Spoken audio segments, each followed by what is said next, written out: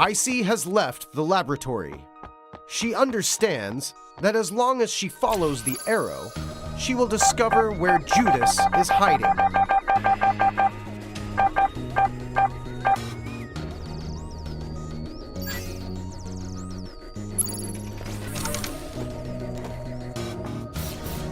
Oh, more soldiers sent by Judas to stop Icey. Kill them!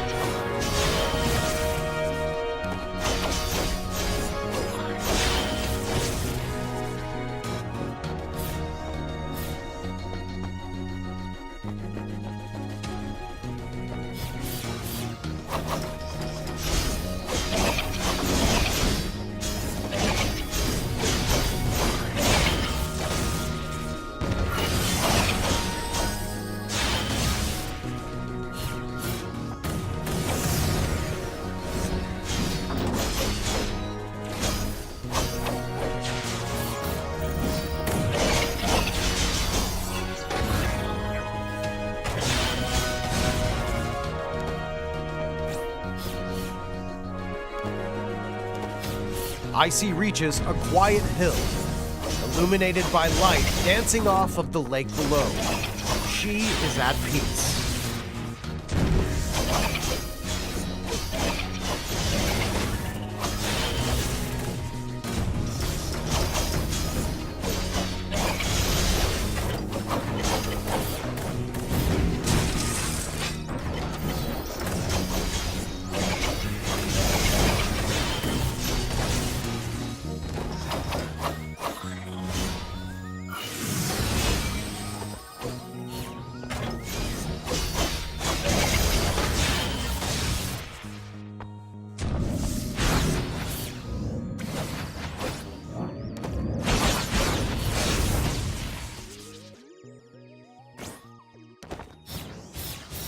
There seems to be a console that will activate the photon bridge. Icey moves to activate it.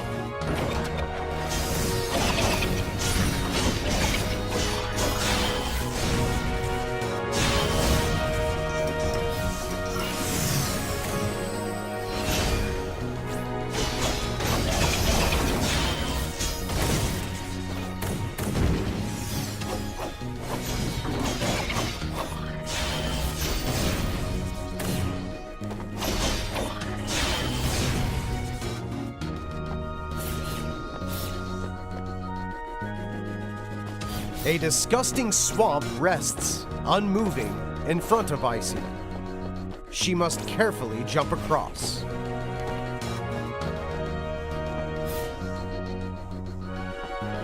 Icey arrives in the Moonlight Forest.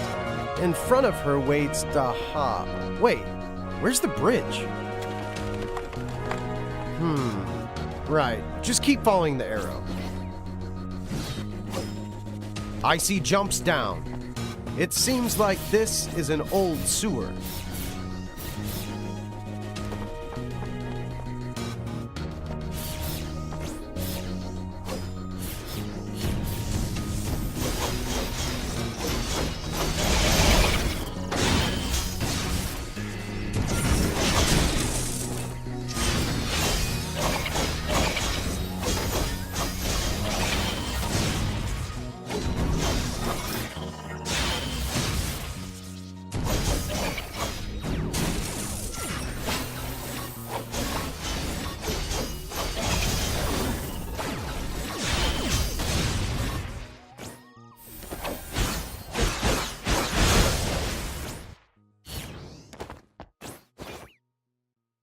This place is littered with wreckage.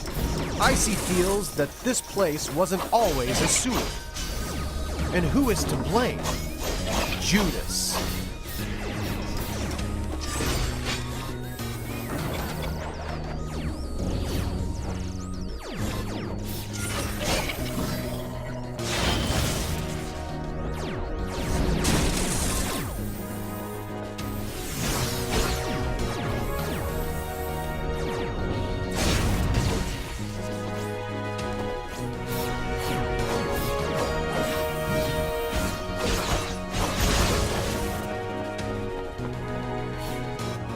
Icey jumps down into a giant cavern.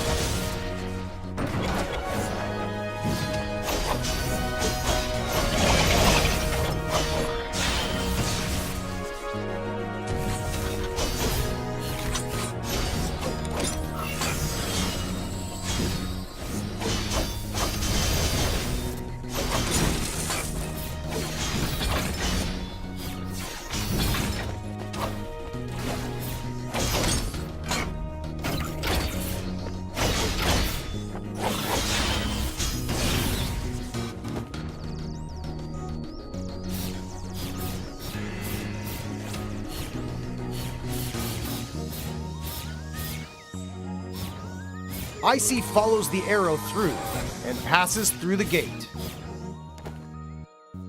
Although it's a sewer, this place seems as if it could be incredibly clean if it weren't for the sewage.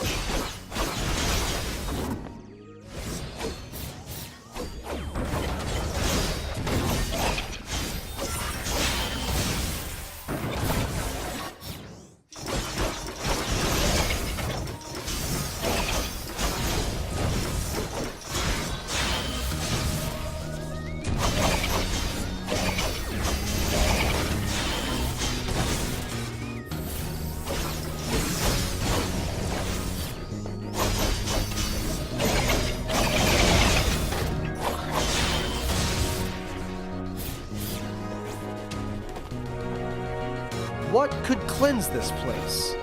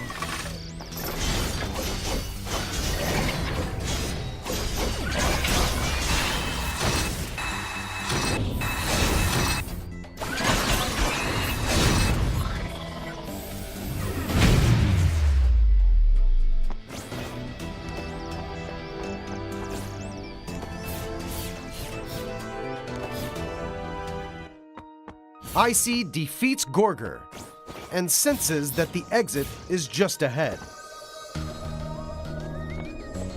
Icey arrives at an unnamed town. There is not a soul in sight. Icey searches around the house for a trace of someone, a mark of some presence. It seems as if everyone has been wiped out. The culprit? Most likely Judas. Icey decides to head deeper into town, not hesitating to follow the arrow. Icey ignores the warehouse in the distance and continues to follow the arrow. Icey enters the warehouse that is completely devoid of any living creature, just like the attic.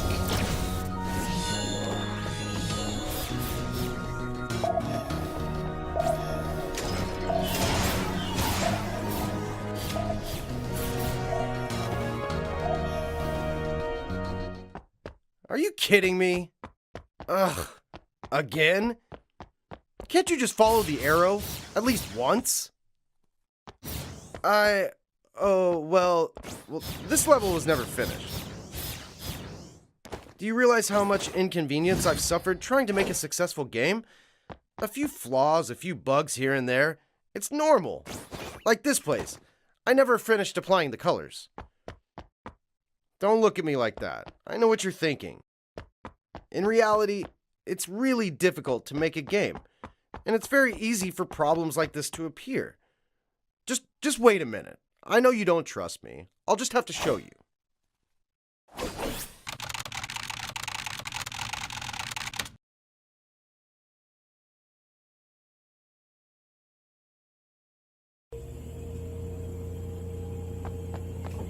Welcome to the archive room. All of my prototypes are stored here. When making a good game, fun gameplay is of utmost importance. I've been iterating on prototypes for over 10 years. Can you believe it? That's an entire decade. Here, let me show you my first prototype. This is a very early version of the game. You could change to a long-range weapon so that you could use both melee and ranged attacks. But then I thought, who in their right mind would care for such an amazing weapon? No player would want it. Not a single one.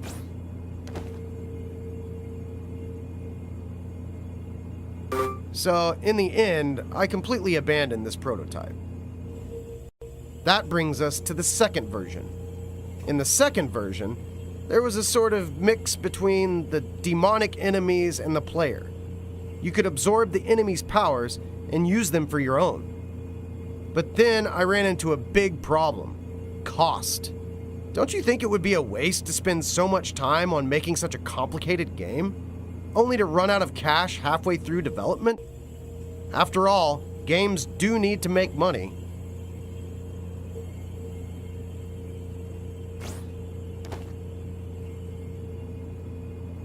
So I cut this version as well. Unknowingly, 10 years flew by in the blink of an eye. With all the effort I spent, I think a few scattered bugs or missing features are entirely acceptable. I just want you to understand me and empathize with me. I sacrificed so much trying to make this a fun experience for you. I spent 10 years of my youth on this. Even if you're not entirely enjoying the experience, don't you think you could give the game a 5-star rating? Like this. Besides, who's gonna dig this deep into a game? The visuals are stunning, buy it. The producer is famous, buy it. There are so many reviews, buy it.